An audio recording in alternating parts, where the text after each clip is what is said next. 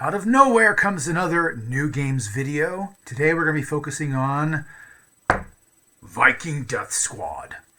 I'll be honest with you, I got this because the name is enough to make certain snowflakes die in fright. But honestly, it's a tiny little RPG. This is potentially the king of beer and pretzel role-playing games. It's, as you can tell, it's not a very thick book. Viking Death Squad. Rah! And it has some care and attention taken to it, as you might not be able to tell. That is actually metal foil stamped, just like the front cover. So they put some effort into this book. It's leather bound. And Viking Death Squad is a beer and pretzel role-playing game. I don't know, it doesn't really advertise itself as such, but everything about it just screams at it. It is a D6 system, so if you want to doom yourself to beer and pretzelville, that's one way to go. This has a paper that comes with it because it comes wrapped. It doesn't come open so you can see it and read it. But they have a little bit of poetry here. It says, Viking Death Squad, a tabletop RPG based on the Black Sabbath song War Pigs. Going from there, here are the lyrics to War Pigs. And as you can tell, War Pigs was an anti-war songs from the very end of the 1960s. 1970 was when it was released. But as you can tell, the lyrics don't really scream sci-fi. It's an anti-war song. The very end of it has a bit more apocalyptic visuality to it. But here are the lyrics. I mean, this is not what you get in the role-playing game. Going back to the paper here, this game transports you to the desolate world of the 100th century where undead Vikings and their human allies fight against foes both cybernetic and demonic. That is what you get out of this role-playing game. Essentially, it's a post-apocalyptic, heavy metal-styled role-playing game where you just blow shit up and die a lot. And that's honestly what this game kind of does and feels like. This is not a game for the weak of heart. It is not a game for children. It doesn't have anything like especially like lewd or gross or gory in here either. But I'll get to that in a second. It's just the way it plays out. So Viking Death Squad, popping it open. First of all, it is a rather nice book. Just letting you know, it does have pentacles inside of it and references to the number 666. So if you're afraid of satanic imagery, you may not want to pick up this book. I'll be honest with you, I don't owe any loyalty to Satan, so whatever. It has quite a bit of opening pages, a little bit of credits, and each chapter has a bit of like poetry that the writer came up with to, put flavor into his game. But essentially, this is Earth in the year 10191. And he actually goes through, the writer makes a full-fledged setting about this apocalyptic Earth that has both, mushrooms and death, as well as giant stomping hell pillars. And the world is pretty much collapsed into this chaos and destruction here. And at page 21, it gets to how to play the game. It's rolled with D6s. What will happen when you play the game is you grab D6s, your GM grabs D6s, and you roll against each other. And essentially, the highest roll wins. You do have things where you can if you're rolling skills or special abilities, you can just grab however many dice you have in that skill or special ability and roll them against a target number, and that many of a target number happen. Those don't tend to be super powerful abilities, but they tend to do really good stuff like operate ranged attacks. They can pull off magic effects.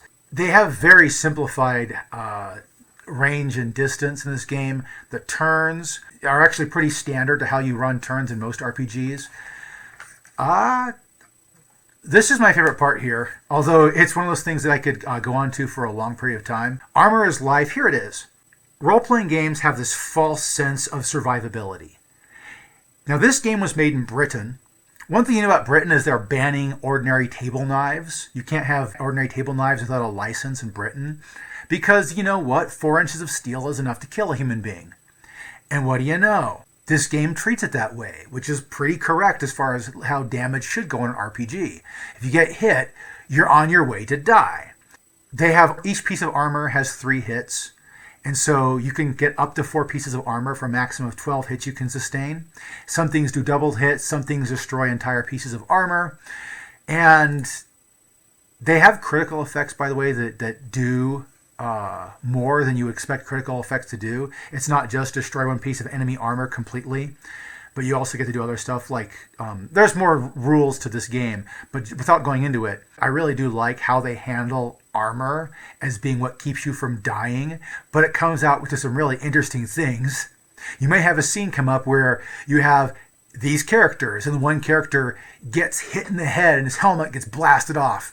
And he's like, oh no! And then you have some other character that just happens to have a spare helmet, runs up and plops the helmet in the guy's head. And it's like, here you go! You've got a helmet now! And then you have a thing where, the other character then takes hits to his helmet, be they mass destruction or be they single hits that just knock the guy around. You get this thing where you could be swapping out armor during a combat just because your armor got blown away for the most part. So it's kind of funny that this game has no healers. It has people who carry around spare armor for the group. I'm not even joking you. That's actually how it works. You do have a roll that whenever you roll, if 3 6s come up in a roll, something evil happens. And it could be in your favor or otherwise, but there is, in this game, hell is a force. Like Lucifer, the name Lucifer, and the saying of hell comes up multiple times. In this setting, it's kind of like a bubble realm stuck between the mantle and the surface. So it's before you get into the hottest parts of Earth, and before you get to the surface, there is like this cavernous system of demonic influence. And I think it's pretty multidimensional too. It's like you can just get to hell somehow. But there are also hell holes that lead straight to hell. So keep in mind, this does not mean that being a demon is one of the good guys. In fact, in this game, there are plenty of demons to kill, and you have plenty of demonic enemies. Yay. Here's character creation. I'll cover hell later. Right now I'll go over character creation. So you have there's only 2 ways to really build a character. You have all these core stats, and it talks about how you build a character, but there's only 2 types of character you can build. You can build a human, which are emphasized on aim and speed. Pretty much you're like a modern soldier or a apocalyptic survivor. And I actually like humans. Humans are pretty cool. And given the fact that there are only 10 immortals in every game, and when you run out of all 10 immortals, the game's over. You lost the game, or the game at least is over. Then that actually makes humans the better choice to pick, because it's up to the GM to kill the immortals. You're not killing the immortals yourself with your own stupid activities. So you can also take immortals, which have power and guts as their ability. They're pretty much the big bad dudes. These guys are essentially Space Marines, and they do Space Marine style stuff. I think they also start with 4 armor, whereas humans start out with 2. And you can't use heavy armor gear or heavy gear. So it's one of those things where the immortals really are powerhouses that play like Space Marines. And to be square, if you ask me, since losing all 10 of them loses you the game, if a game group of 4 decided to play nothing but immortals, and you got yourself killed completely twice in a row, you only have 2 more lives left before you lose the game. So that says short-run games to me. This is not a long-running, in-depth role-playing game. It's, if you want to just play immortals, yeah. Although I would cheese the game and play humans and just deal with it. But anyway, skills are pretty cool in this game. They cover everything from like having the ability to sing and back up your opponents. Yes, you can technically be a bard, although they call it a dirge of battle, which is way cooler than being a bard. And you have stuff like the ability to, know lore of the infinitum. The enemy that you fight, which are called the war pigs, their organization is called the infinitum. And just like in 40K, they have a titanic eye for their symbol. So there you go. Skeletons, you can summon skeletons in this game. And skeletons suck pretty bad. But yeah, they have... Oh yeah, each character takes an oath, has a debt to pay, and has a code that they will not... that they'll not break. It's actually pretty cool. So this game... Yeah, your gear, you roll pretty much 2d20 on a big fat list of 2 to 40, and it gives you basic gear. I think you can pick it, but that also allows you to just roll it for the most part. And then you have armor list, advanced gear, spell stones, hell gear. So there's stuff that's actually made in hell or that the enemy gets to use essentially. Because you have 2 enemies. You have the war pigs, which are the infinitum. Then you have Lucifer and the legions of hell. So you have 2 different enemies there. Which is funny because in the song War Pigs, Satan laughing ends the song. Like, he's actually the one meting out justice in the song. In the setting, you can go kill both of them. Which is, if you ask me, that's an improvement. I like shooting demons. In any case, I have not looked into the magic system or blood runes or how that works. They have a few adventures there, here and there. And there's one sample adventure. There's a bunch of adventure ideas. The Master's Pentacle. Okay, these guys, I said they used a lot of demonic and satanic symboly in this book. Not really, but they do have it. I mean, this is a pentacle, which is funny because they have metal, earth, the dice, scenes, and then truth, which is funny because this is a fictional setting. What truth is there, right? It's just fiction. They talked to you about essentially how to be a game master for this game. And then you have this. I hate this page. You look through it. It's like, this is like just ways to screw your players. So yeah, there are things that are pretty cool though, because you can roll it on a d12. So you can an immortal gets to ignore their death. Immortals can die 3 times. Having an immortal actually ignore a death would actually is really freaking cool. It keeps them alive 1 life longer. But yeah, so this is one thing where I kind of was disappointed about the game. They talk about video game tactics and they use video game terminology in this book. Okay, I mean, video games are pretty much taking over. Video games are the normies game nowadays. So if he uses video game terms, so what? The guy's probably more of a video gamer than a tabletop gamer. Where are the bad guys? The enemy. The art in here in this book is actually pretty cool. It's all like monochromatic, but I don't care. It's pretty cool. Enemies. Your average enemy has just dice they roll. Then they have a separate speed dice. Thank God that's a 1 point improvement over what the Dark Crystal did. So yes, I can compare this to the Dark Crystal. It's a cheap, small role-playing game made in Britain. Suck on it. But anyway, yeah. So your enemies just roll dice and they actually have tactics you can roll for each turn. They have basic things they can do. They, either have armor, they don't have armor. You can see this guy has a shit ton of armor, whereas this guy does not. So yeah. 36 hits this thing can take. Very nasty. But yeah. The enemies, let me just flip through a bunch. The enemies are what you'd expect for a setting like this. This one makes sense since you have a dragon that is also super intelligent, rolling 6 dice for all their attacks and for their brain power. That works. Then you have red lizards, marauders. Enemy humans are kind of dicks. Slain are what your skeleton are, so this is where your skeleton entry is. Spore creatures. He threw in a tardigrade. There's living tar you can fight. This is the most bitch enemy I've ever found. You can't hurt it because it's just a glop of tar that's intelligent, right?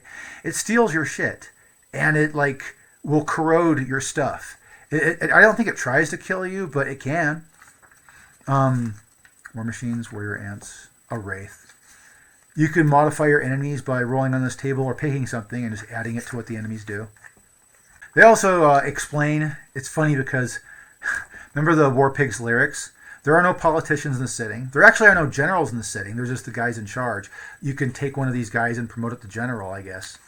Though it's probably more like a war machine general as opposed to a warrior ant general. But you get the idea. They do have adventure ideas. And I can tell this guy listens to more metal than just Black Sabbath because Twilight of the Thunder God is a metal song. One of the better ones out there, actually. This game has a ton of stuff for you to romple through with players in like a couple nights worth of gaming. And once you run out of 10 immortals, you're done. You've lost that campaign. You have to start over again. It's probably a good idea then to see this.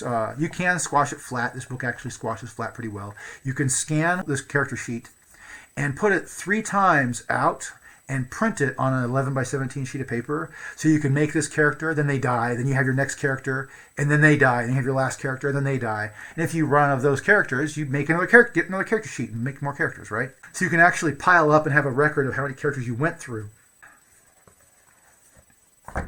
Viking Death Squad seems like a cool game. I probably won't ever play it. I have other things to do with my time in life, but to be perfectly honest, for beer and pencils gaming, if you want to get together with a bunch of dudes and just listen to metal, drink some beer, roll some dice, and kill a bunch of imaginary enemies, this is a great way to do it. I don't recommend buying the game. It was actually kind of expensive. I got this on discount. It was literally sitting in a disposal bin for like $15. The game, I think, goes from $35 to $45 depending where you buy it. And it is a new game. This game came out in 2021. So this is a brand new game. It'll probably be a dead game in the next 10 years, unless some cult following shows up. I have not actually looked in to see how many people are playing it right now. I assume it sees some play because it's brand new. And some people pay $40 for a small book and they can play with. This is Viking Death Squad. If you enjoy metal, if you enjoy bloody beer and pretzels role-playing games, if you enjoy rolling d6s as opposed to better dice, yeah, go ahead and buy this game and play some games of it. Thanks for watching the video, and hopefully you don't die like this.